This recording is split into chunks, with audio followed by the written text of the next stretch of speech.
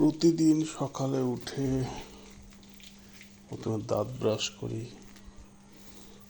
ঘরগুলোকে ঝাড়ু দেই, নিজের কাজ নিজে করি। নিজের কাজ নিজে করার মধ্যে একটা আলাদা আনন্দ আছে।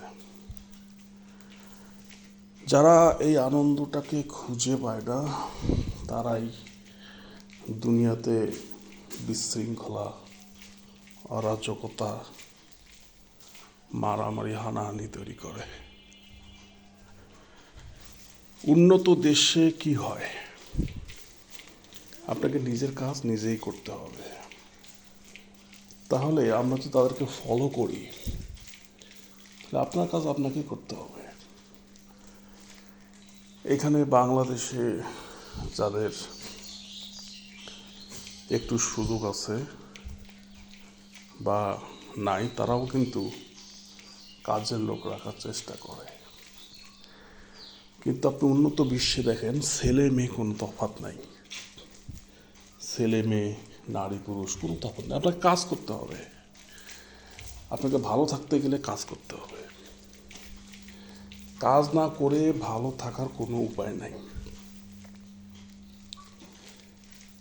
ইংরেজিতে একটা প্রবাদ আছে, a empty brain is a devil's workshop. বাংলায় যদি আমরা অনুবাদ করি তাহলে দাঁড়ায় যে একটা অলস মস্তিষ্ক একটা শয়তানের কারখানা। আপনি কাজ করেন, আপনি মোবাইল টিপার সময় পাবেন না।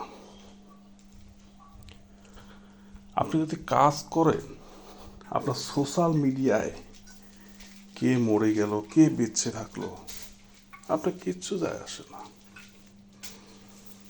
আপনি কাজ করতেছেন, আপনার মোবাইল টেপার সময় কোথায়? সময় আছে? আমি একজন পুরুষ মানুষ হয়ে ঘরের সমস্ত কাজকর্ম, ব্যবসা বাণিজ্য, চাকরি বাকরি সব করতেছি, লজ্জা কিসের? এখানে তো কোনো লজ্জা নেই। আমি কাজ করে খাচ্ছি। রাস্তার ধারে যে মুচি বসে থাকে, হয়তো তার ইনকাম কম, তারও সম্মান আছে, আছে কি না? আপনারা যদি সম্মান না দেন, তারপর তার সম্মান আছে, কারণ সে কারো কাছে হাত পেতে খায় না, কাজ করে খায়। যে কোনো কাজকেই সম্মান করতে হবে, কারণ কাজকে সম্মান করলেই আপনার কি হবে? দেশের চুরি, ডাকাতি, ছিনতাই, রাহাজানি বন্ধ হবে।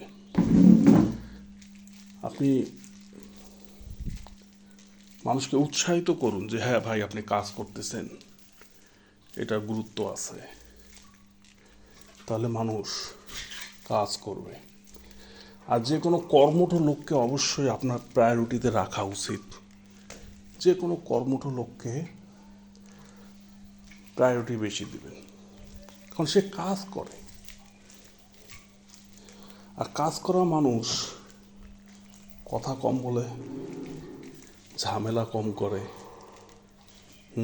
অশান্তি সংসারে, দেশে, সমাজে অশান্তি কম করে।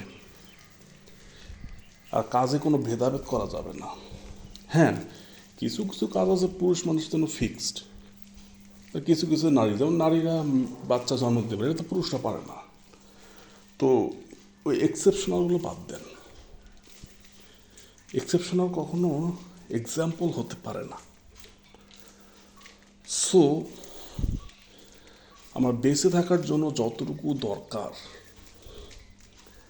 আমাকে কাজ করে খেতে হবে। আমাকে জানতে হবে যে আমার কতটুকু কী দরকার আছে। অন্য কারো কাছে ঝামেলা করা যাবে না।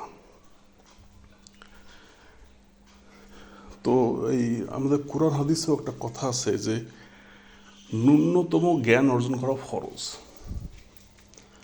ন্যূনতম জ্ঞান অর্জন করা ফরজ, অর্থাৎ আপনি কিছুই জানেন না তা হবে না। এটা কিয়ামতের দিন আপনার আল্লাহ মানবে না। এই জন্য বলছে ন্যূনতম জ্ঞান অর্জন করা ফরজ। ঠিক তেমনই আপনার সারভাইভ করতে গেলে একদিন আপনার বাবা মা থাকবে না, আপনি, তারা তো সারা জীবন বেঁচে থাকবে না। তো তারা যখন চলে যাবে, তখন আপনি নিজেকে কীভাবে প্রিপেয়ার করছেন? আপনি কি পারবেন তার যদি কোনো সয় সম্পত্তি থাকে বা ব্যবসা বাণিজ্য থাকে সেগুলো মেনটেন করতে? আপনাকে প্রিপেয়ার হয়ে থাকতে হবে, সব কিছু শিখতে হবে। তো বন্ধুরা অবশ্যই লাইক, কমেন্ট, শেয়ার দিয়ে পাশে থাকবেন।